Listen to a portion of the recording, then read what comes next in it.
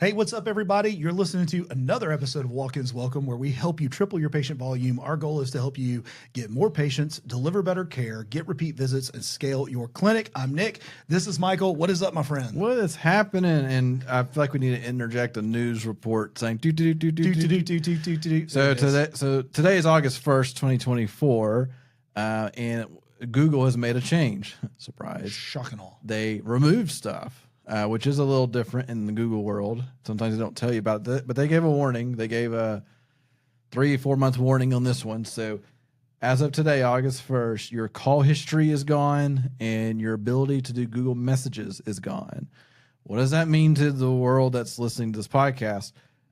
If you were getting call history data, like how many Google Business Profile calls are happening, that's gone now. Right. So that data's gone. For us, it actually kind of like, we never qualified those calls per se from our standpoint, because we could never figure out like if they were actually because we generated it or because it was an existing customer calling. But like in our urgent care space, hundreds of calls a month per client that we have. Hundreds. Now, for clarification purposes, they're still going to be calling your clinic. Yeah, but it's just not going to be tracked through Google's platform. Google, and it's a good thing, personally, I think, because it won't be tracked to a platform, yes, but also that means your real phone number will start showing up again. It's not like their Google number for to call. Because if you ever like, everybody got mad at us for that, but nobody got mad at Google for that. Yeah, I know, because they couldn't fix it, I guess. Anyway, so that's gone. So your true phone number should, what best I can tell, should start showing back up as your true phone number, not a Google recommended call history recording number or whatever.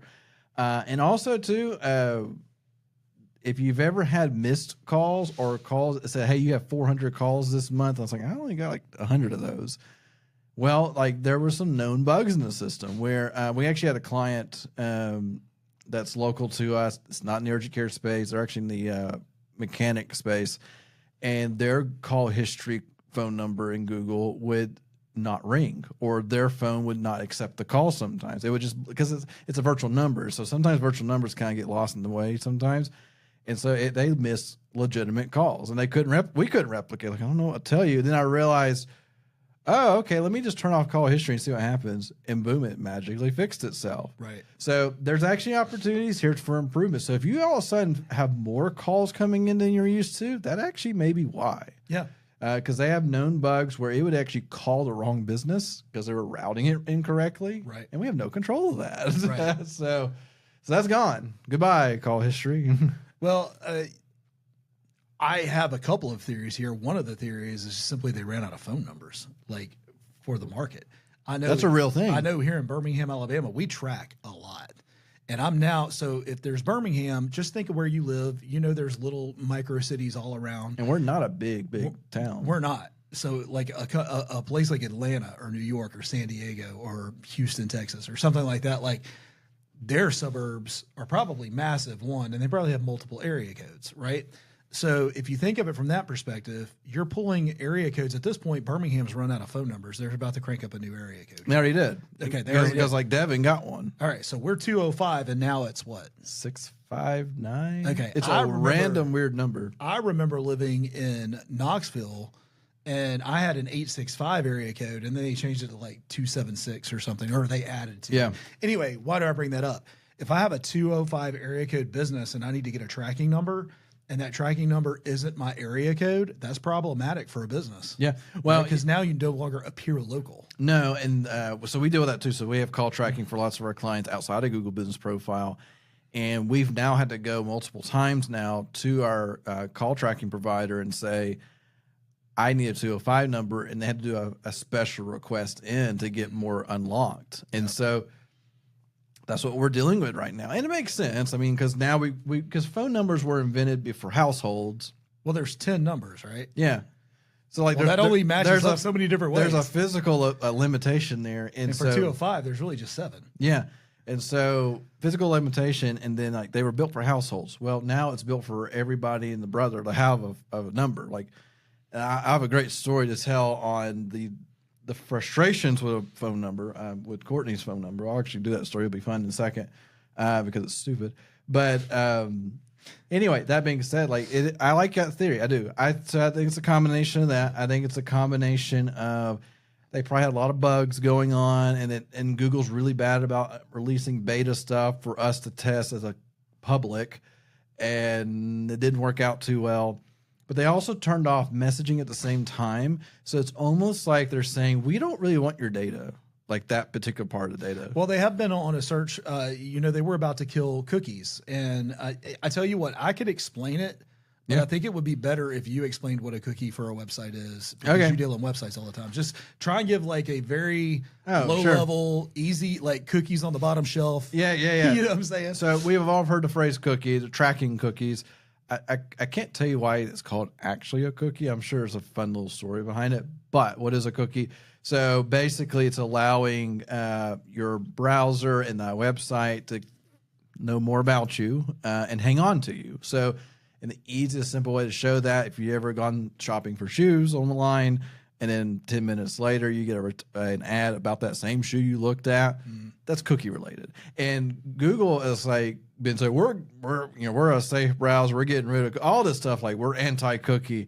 And then 2 weeks ago, like, just kidding. They had to, man. Man, like that was their bit. They were literally stabbing themselves because that was their business model. If you want, I think, I know we're deviating off course a little bit. No, we're talking about Google. But I mean, I'm about to talk about Apple for a second too. You know, because they made the big iOS update that changed everything. And you know what? Apple is known for what?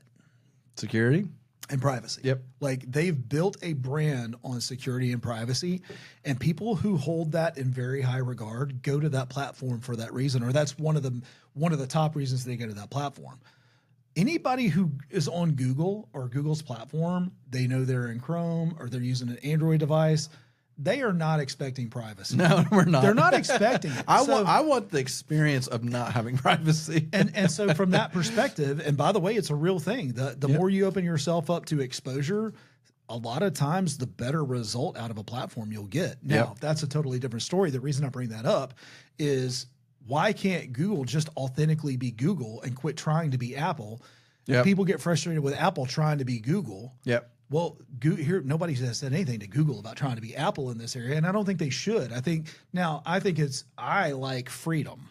I'm a fan of it.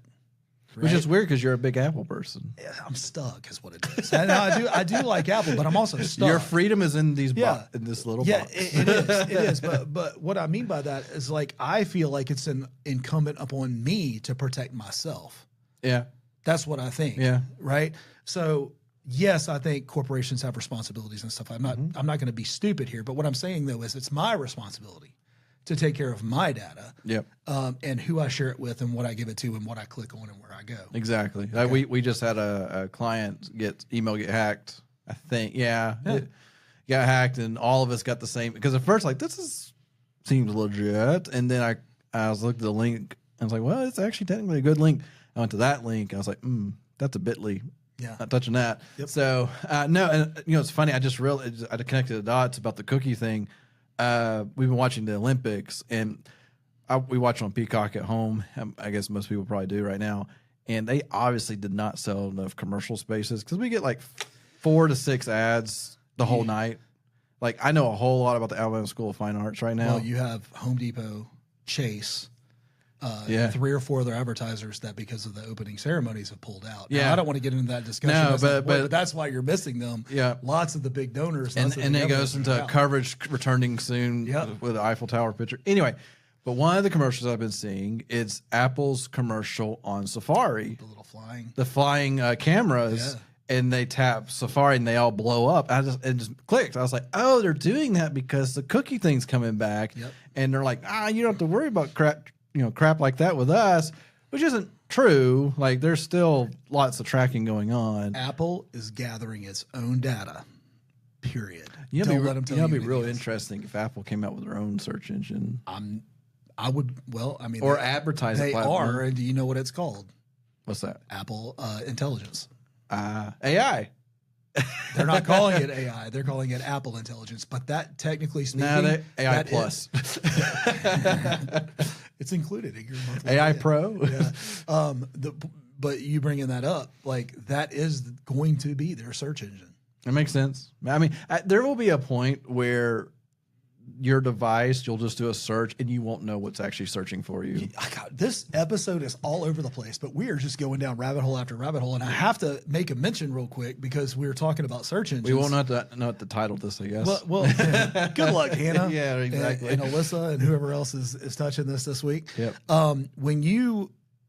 When I use Chrome as my browser, but when I do a Google search, I'm now getting Google's Gemini results before I get anything else. I do too. And it's not always right. No, it's not. And they're making strides in it. And sometimes I really like the result that I get. Yeah. From it. Like there is one I was looking at. Somebody had some, I used to watch a show called like Horsepower TV as a kid, and one of the hosts died. And so I was doing a search on the other host. I was like, I haven't heard about the other host.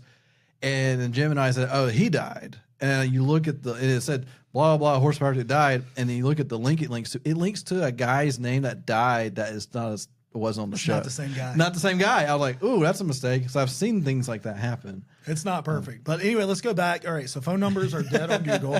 All the way back to the beginning. Phone numbers and messaging. So Google is very, very, very on top of user experience. Yeah. All right. One of the things that we've run into with the phone numbers, not just the idea of the area codes, but everything runs through Twilio. Everything. Yeah. So to give perspective, what was Twilio? Twilio is like the AT&T of virtual phone numbers at the end of the day. So if AT&T is the hard line, South Central Bell, if you're back in the day, right? Or Southwest Bell, or whatever you want to call it, like. So like you view AT&T as the physical lines in the air that have connected all these phones, like plugging in, that's when you think of AT&T. Well, Twilio is, I need a phone number that's not physical. It's a virtual number. What does that mean? Basically, it lives in software. Mm-hmm. It cannot be ported to certain devices. Like it lives in a piece of software, and it's a masking number. What does that mean? It's there to swap out a physical number for tracking purposes. So you ever get those spam texts or those spam calls or like the ghost voicemails that your phone didn't ring, but you got the voicemail? That's a voicemail drop, yeah. Yeah, that's what I meant. And so that's Twilio's backbone that's doing that. And Twilio is interesting because it's really its own entity. But like A2P came out last year, and that was because of AT&T and Verizon. Like, we need to regulate the spam crap, and that was their attempt to do that. But at the end of the day, Twilio is everything, and if Twilio has a problem, virtual numbers have a problem. Yeah. Which brings me to the point on Google is that you said you would get like twice as many phone calls. Well, Twilio will actually record an inbound and an outbound. Yeah. It doesn't count. Like, it doesn't merge those. No. Right? So if two connections are made. That's true. We had a big issue with our tracking on that. We totally changed our situation because of it, right? For our tracking. Mm-hmm. And we don't use it today because of it, even though I really wish we could, but we can't. Yeah. We haven't fixed it. But if two phone numbers connect, you have an inbound and an outbound. That's two calls, even though it's one call. Yeah. Which is why your numbers Two instances. Two instances. There you go. So that is why also I think that one, you were getting bad data, and two, they didn't have a path to fix that with Twilio, and so they probably scratched that. Yeah, so they scratched that, and I think you're right in the sense of if it's not a great experience, it's not going to last. No. I mean, I could argue. I'm curious if they're going to make the LSA a better experience because it has its limitations too.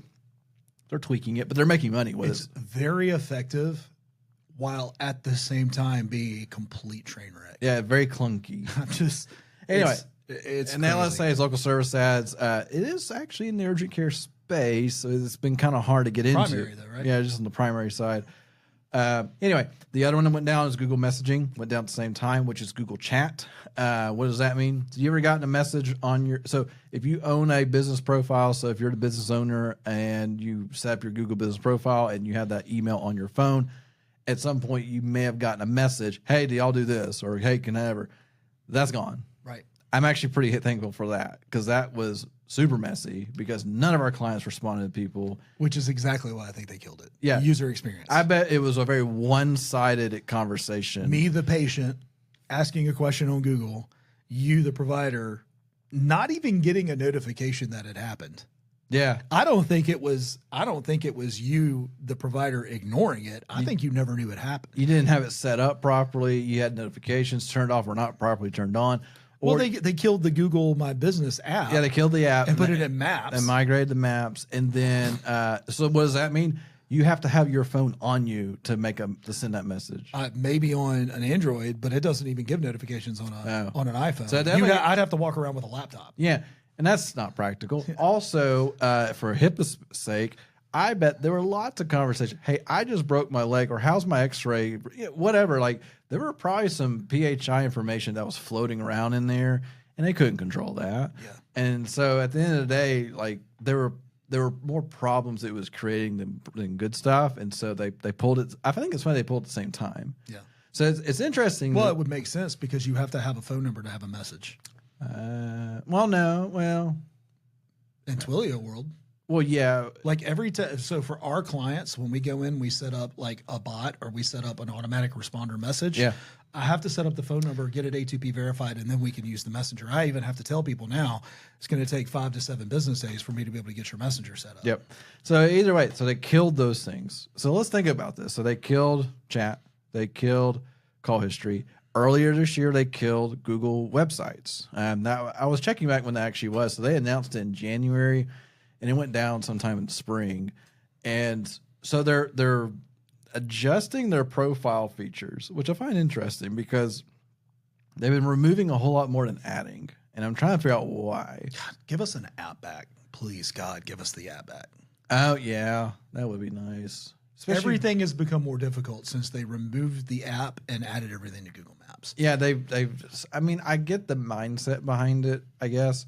Especially when you're on a desktop, it makes a little sense. Because from our standpoint, like we like dashboards and things to work on, but an individual user may enjoy just there's my location.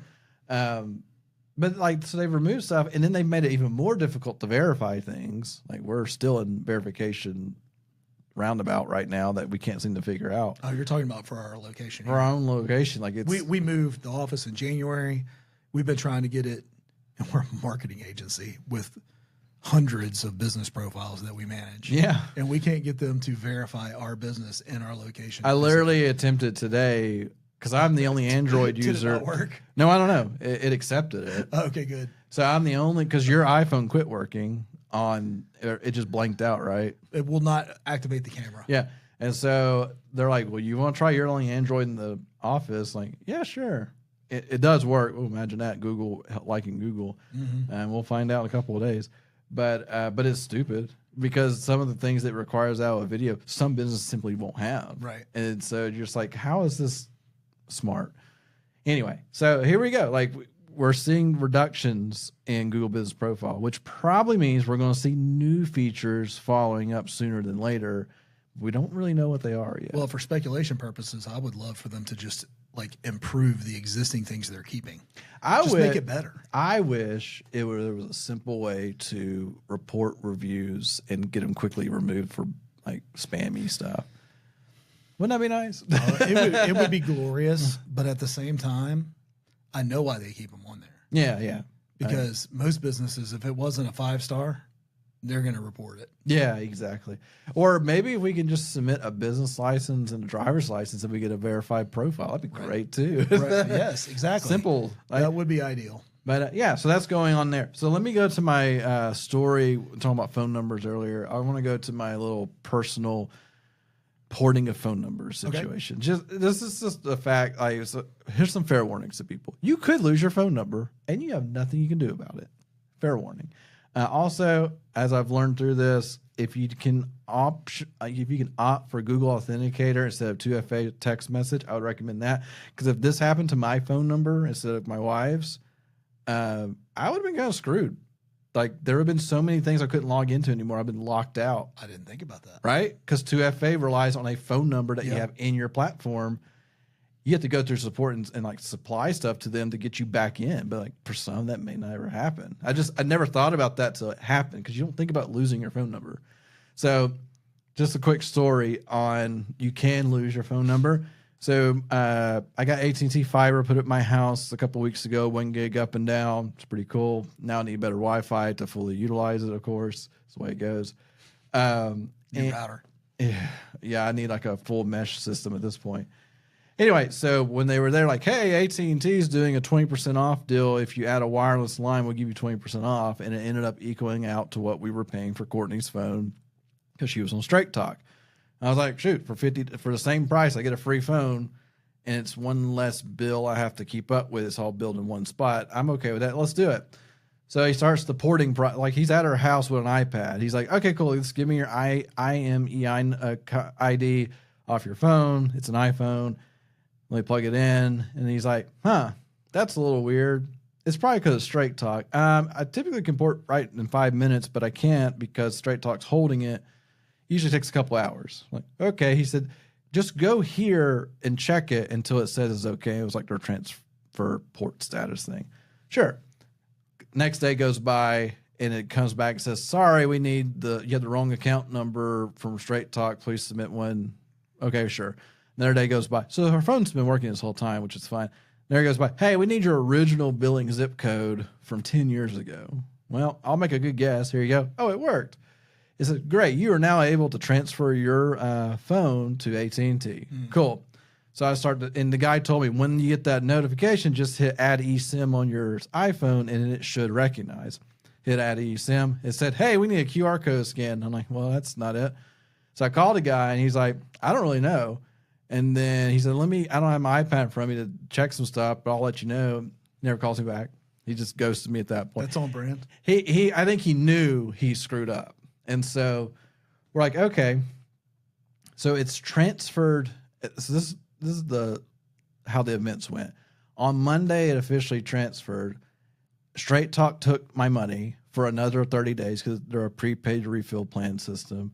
On Tuesday, they sent a text, hey, we've canceled your account at Straight Talk, even though you just paid us. Like, okay. And so then I was talking to the AT&T, went the whole thing. AT&T didn't know what to do. So then I was like, Courtney, we got to go to an AT&T store. And so that following Saturday, we go to AT&T store.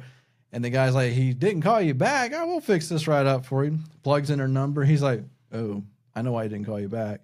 We can't do anything. It's like, you can't do anything. He's like, yeah, we can't do anything because of this, and this. Basically, even though she had a Straight Talk number, it was originally an AT&T number that was purchased by Core Wireless out of Coleman 15 years ago. It was a rented AT&T line, and then it got transferred around when Core got sold. All that being said, in AT&T's world, it was an existing number, and they couldn't attach an activation to it. So it was stuck. And I said, okay, can I transfer this number to like Verizon and get it out of y'all's system and then maybe bring it back later? Yeah, it should work fine. So we go over to Verizon, and they're like, yeah, we're busy. Come back the next day. And I got an appointment. So I come back the next day, and they're like, hey, before you come, bring a transfer pin and your account number from Straight Talk. It's like, okay, I can do that. I tried to log into Straight Talk. It says resource not found. I was like, oh, that's new. So I chat Straight Talk's chat bot, and they said, sorry, we have no records of your phone number. Man, when they canceled, they deleted it. They deleted it. They really did. So we go to Verizon, and I said, because I talked to the guy at Verizon for a minute. I said, yeah, I'll be there. Blah, blah. He said, cool.